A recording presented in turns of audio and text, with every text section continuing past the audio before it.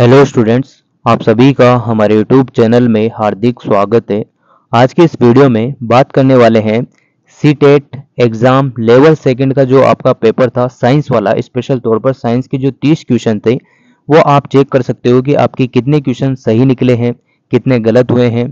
ठीक है, पूरी आंसर की बिल्कुल वैलिड है, यानी कि आपको गूगल पर पूरा सर्च करके एक एक क्वेश्चन को आपको यहाँ पर बताया जा रहा है, तो आप अपने आंसर जो भी है मिला लीजिएगा। और इस वाले पेपर में जो 30 क्वेश्चन है साइंस वाले यानी कि विज्ञान के जो 30 क्वेश्चन है उसमें से 3 या 4 क्वेश्चन ऐसे होंगे जो आपको बोनस देकर जाएंगे।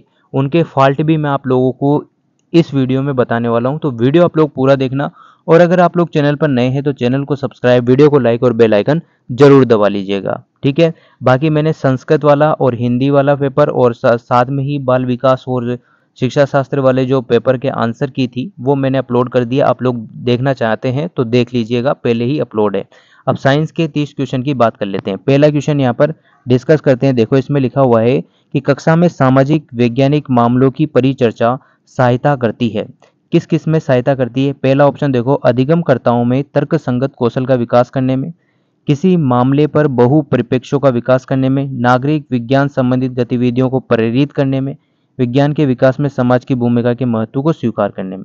ये वाला भी सही है, ये भी और ये भी। ये चारों ऑप्शन बिल्कुल सही है। अब इसमें कोई सा भी ऑप्शन ऐसा नहीं है आपके पास कि ऑल या फिर ए बी सी डी, ऐसा कुछ ऑप्शन नहीं है। तो ये क्वेश्चन आपको बोनस देगा। क्या देगा? ये लो, पहले क्वेश्चन से ही स्टार्ट हो गया है बोनस। और साइंस वाला जो पेपर है ये 30 क्वेश्चन है, इसमें 3 या 4 क्वेश्चन ऐसे मिलेंगे जो बोनस ही देंगे। ठीक है, पहला क्वेश्चन आप लोगों ने देख लिया होगा, इसमें ऐसा कोई आंसर नहीं है। तो ये क्या देगा? आपको बोनस देगा। स्टार लगा लीजिएगा, इस टाइप से लगा लो, ये बोनस आपको देगा। दूसरा क्वेश्चन की बात करते हैं। देखो, धातु ऑक्साइड प्रकृति में क्षारीय होते हैं, वायु गर्म होने पर फैलती है। ठीक है, कार्बन डाइऑक्साइड प्रवेश डालने पर कराने पर चूने का पानी दूधिया हो जाता है, सोडियम हाइड्रोक्साइड या हाइड्रोक्सिल अम्ल एक दूसरे को उदासीन कर देते हैं। अब इसमें क्या पूछा था कि अगर अवलोकन ओ से निरूपित है तो आई द्वारा क्या होगा? निष्कर्ष होगा।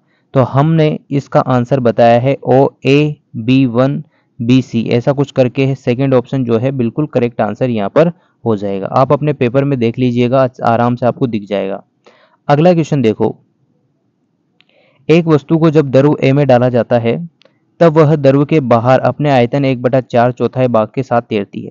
जब बी में डाला जाता है, बी द्रव में डाला जाता है तो बाहर 3/4 भाग से तैरती है। तो कौन सा कथन यहाँ पर सही है? अब पहला क्वेश्चन, पहला ऑप्शन पढ़ो, द्रव बी का घनत्व ए के घनत्व से अधिक है। ये हो नहीं सकता। और ये पूछा क्या गया है? इसमें कथन सही है ना? कौन सा कथन सही है? निम्न में से कौन सा कथन सही है? तो ये 3 तो इसमें हो नहीं सकते। और बाकी जो ए ऑप्शन है पहले नंबर का वो बिल्कुल सही है। तो ए ऑप्शन इसका करेक्ट आंसर हो जाएगा। ए ऑप्शन बिल्कुल करेक्ट आंसर है कि द्रव बी का घनत्व द्रव ए के घनत्व से क्या है? अधिक है। ये सही है। और इसमें निम्नलिखित में से कौन सा कथन सही है पूछा है। ठीक है, ए ऑप्शन करेक्ट आंसर। अगला क्वेश्चन देखो, निम्नलिखित में से कौन सा या कौन से वैज्ञानिक अनुसंधान या अन्वेषण के बारे में सही है? तो पहला ऑप्शन है परिणाम क्रियाविधि द्वारा प्रभावित नहीं होते हैं। दूसरा ऑप्शन है किसी अनुसंधान या अन्वेषण में सामाजिक संदर्भ प्रभावित कर सकते हैं। आंकड़े और शास्त्रीय प्रमाण समान है। और लास्ट है कोई भी सर्वव्यापी वैज्ञानिक विधि नहीं है। तो इसमें एक तो बी ऑप्शन और एक डी ऑप्शन, जिस भी ऑप्शन में बी और डी है वो करेक्ट आंसर हो जाएगा। तो डी ऑप्शन फोर्थ ऑप्शन हो जाएगा यहाँ पर, बी और डी। अगला क्वेश्चन देखो, निम्न में से कौन सा या कौन से कथन सही है?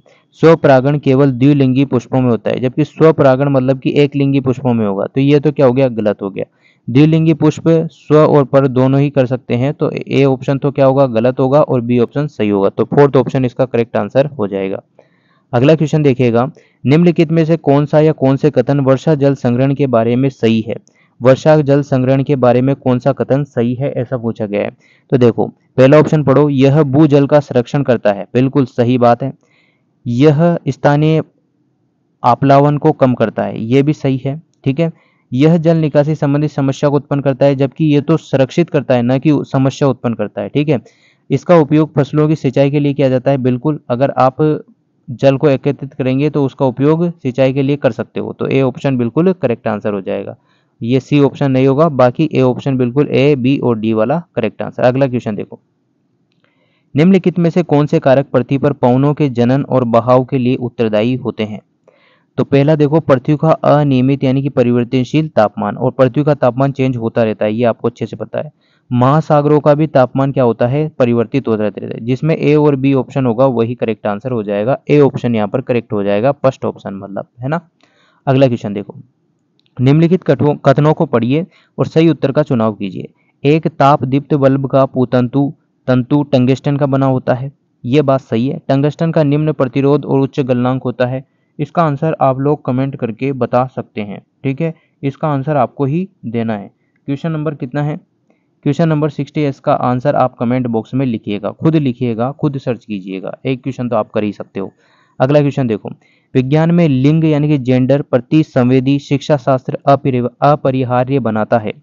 तो देखो, लिंग संबंधित जेंडर संवेदनशील भाषा के उपयोग को, और दूसरा है रूढ़िबद्ध धारणाओं की जांच परख करने में विद्यार्थियों को संलिप्त करने को। तो ए और बी जिसमें आंसर में है वो ऑप्शन हो जाएगा, फर्स्ट ऑप्शन करेक्ट आंसर। अगला क्वेश्चन देखो, निम्नलिखित में से कौन सा कथन ताप के चालन के बारे में सही नहीं है। ताप के चालन के बारे में अगर बात करते हैं तो ऊष्मा के प्रवाह के लिए दो वस्तुओं को एक दूसरे के संपर्क में होना चाहिए, यह कथन सही नहीं है। अगला क्वेश्चन देखिएगा, विज्ञान कक्षा में अपसारी प्रश्नों का उद्देश्य हो सकता है। तो पहला ऑप्शन है आलोचनात्मक विवेचनात्मक चिंतन प्रोत्साहित बढ़ावा देना करने को, बिल्कुल ठीक। विद्यार्थियों के बीच भेद करने को, यह नहीं है। संचारण यानी कि संप्रेक्षण विकसित करने को, यह करेक्ट है। डी ऑप्शन है प्रतिभाशाली विद्यार्थियों को पहचान करने को, नहीं। ई ऑप्शन देखो वैकल्पिक अवधारणाओं को पहचान करने में, बिल्कुल सही। विज्ञान में वस्तुनिष्ठता को स्वीकार करने में, ये भी सही। अब जिस ऑप्शन में ए सी और ई और एफ हो वो पहला ऑप्शन है, करेक्ट आंसर हो जाएगा। अगला क्वेश्चन देखो, निम्नलिखित में से क्या मानव परिसंचारी प्रणाली तंत्र को वर्णित करेगा। तो क्या करेगा, एक तो पहली बात तो होता है कि मानव जो परिसंचारी तंत्र होता है वो क्लोज टाइप का होता है। तो जिस ऑप्शन में क्लोज है पहले उस पर जाओ, ये पहला ऑप्शन है, दूसरा ऑप्शन है। अब देखो वो डबल सर्कुलेशन में होता है, तो जिसमें डबल सर्कुलेशन और क्लोज्ड हो यानी कि संवरणित और दिक संचारी हो वो ऑप्शन करेक्ट होगा, सेकंड ऑप्शन। अगला क्वेश्चन देखो, निम्नलिखित में से वैज्ञानिक नियमों के बारे में कौन सा सही है। तो इसमें भी दो बातें हैं, ये वाला और ये वाला। ज़्यादातर चांस इस वाले आंसर के हैं, तो ये वाला है वे देखिएगा यहाँ लिखा हुआ है, पढ़ लो आराम से। वे अवलोकनशील परिघटनाओं के मध्य संबंधों का वर्णन करते हैं, तीसरा ऑप्शन बिल्कुल करेक्ट हो जाएगा। अगला क्वेश्चन देखो, निम्नलिखित कथनों को पढ़िए और सही उत्तर का चुनाव कीजिए।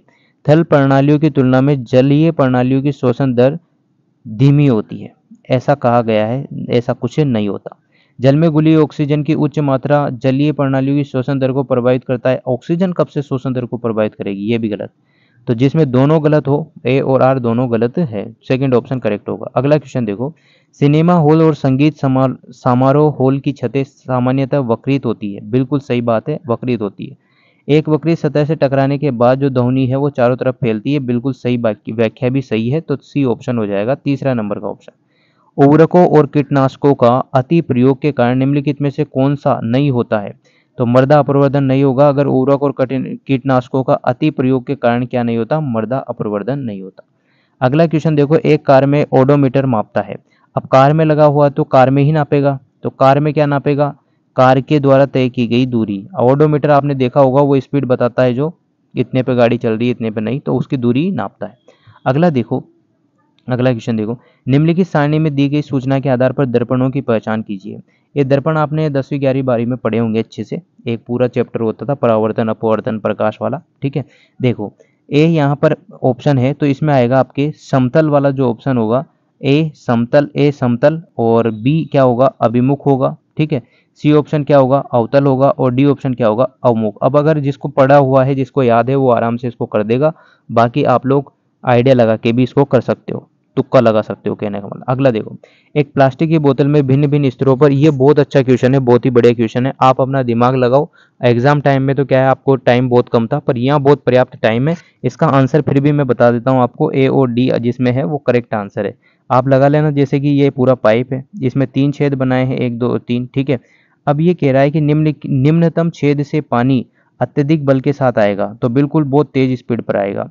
उच्चतम छेद से पानी अधिकतम बल के साथ बाहर आएगा। अधिकतम बल के साथ क्यों आएगा, ये यहाँ से थोड़ी थोड़ी देर में ही बंद हो जाएगा क्योंकि पानी नीचे आ जाएगा। सभी छेदों से पानी समान आएगा, ऐसा भी कुछ भी नहीं है।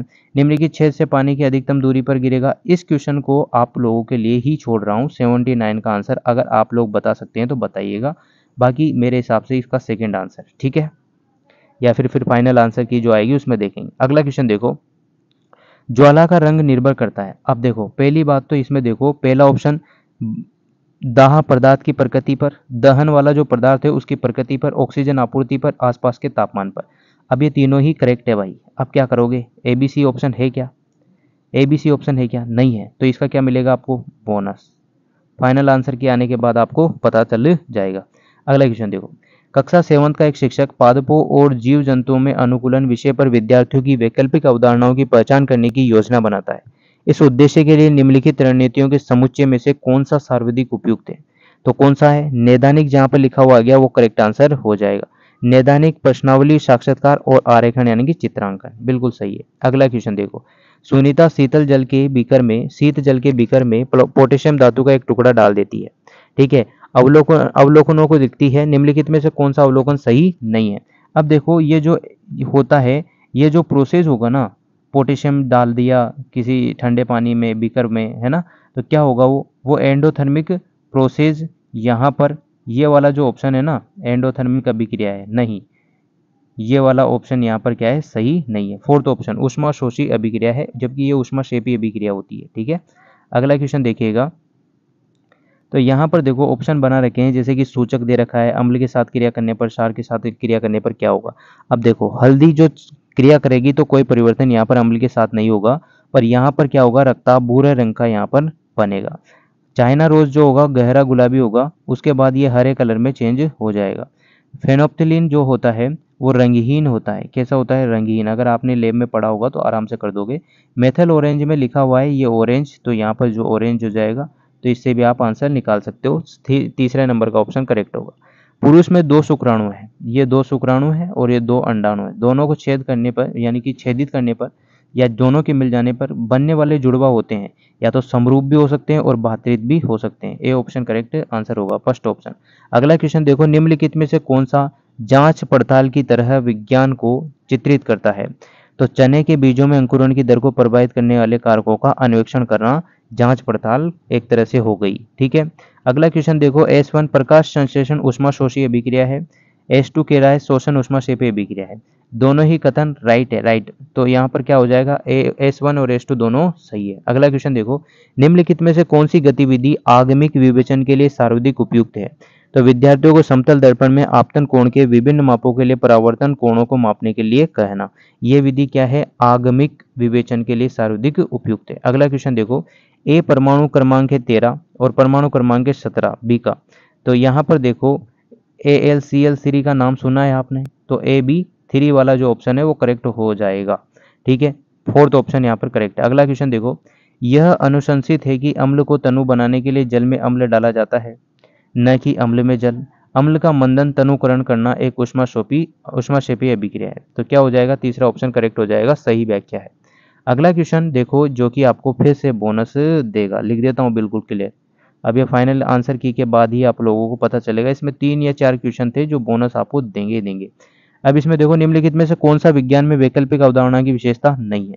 अब देखो, ये विचार अलौकिक विशेषताओं से विकसित होता है, ये भी विशेषता नहीं है। विचार स्थिर होता है, ये भी नहीं है। विचार परिवर्तनशील प्रतिरोधी होता है, ये भी नहीं है। फिर विचार कारक करते हैं, ये भी नहीं। अब बताओ कौन सा आंसर आप लगाओगे। तो इस टाइप से 3 या 4 क्वेश्चन थे जो कि ओनली साइंस वाले उसमें पेपर में ही थे, मतलब ये लेवल सेकंड का जो पेपर था, साइंस के 30 क्वेश्चन थे, उसमें से 3 या 4 क्वेश्चन होंगे जो कि बोनस आपके बनेंगे। फिर फाइनल आंसर की पे डिपेंड करता है, उसके हिसाब से आपको आगे की बात आगे बताई जाएगी। आप लोग अपने आंसर इस प्रकार से मैच कर सकते हैं, कौन सा क्या सही है। एक क्वेश्चन मैंने आपको बताया, आपको दिया है तो आप कमेंट करके बता सकते हो, है ना। वीडियो अगर आप लोगों को अच्छी लगी हो, और एक बार चेक कर लेना कितना आपका स्कोर बन रहा है साइंस वाले में 30 क्वेश्चन में से। वीडियो अच्छी लगी हो तो like, comment, share and subscribe. Thanks for watching.